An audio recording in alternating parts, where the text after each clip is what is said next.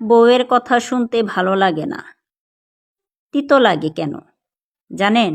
বউ হলো এমন একজন মানুষ যে কিনা তিতো কথা বলে আপনাকে বোঝাবে, অন্যদের মতো মিষ্টি মিষ্টি কথা বলে আপনাকে বোকা বানাবে না।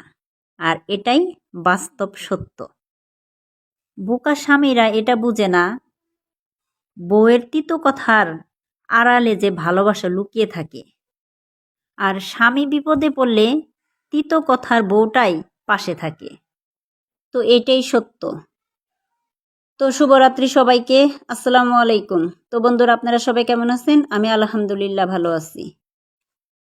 তো আজকের রাত্রের আয়োজন মুরগির গুস। তো হালকা আলু দিছি আর গুসটা ভেজে নিছি। ভেজে নিলে অনেক ভালো লাগে। ফার্মের মুরগি ভেজে না রান্না করলে ভালো লাগে না বেশি আমার কাছে। ভেজে রান্না করলে অনেক মজা লাগে, মনে হয় যে দেশি মুরগি। তো বন্ধুরা, আপনারা আবার বললেন না যে ফার্মের মুরগি দেশি মুরগির মতো লাগবে। তো দেশি মুরগির মতো কি আর মজা লাগবে ফার্মের মুরগি? তো ভেজে রান্না করলে একটু ভালো লাগে, এইটাই, এতটুকুই। তো ভালো থাকবেন বন্ধুরা আপনারা সবাই। আল্লাহ হাফেজ।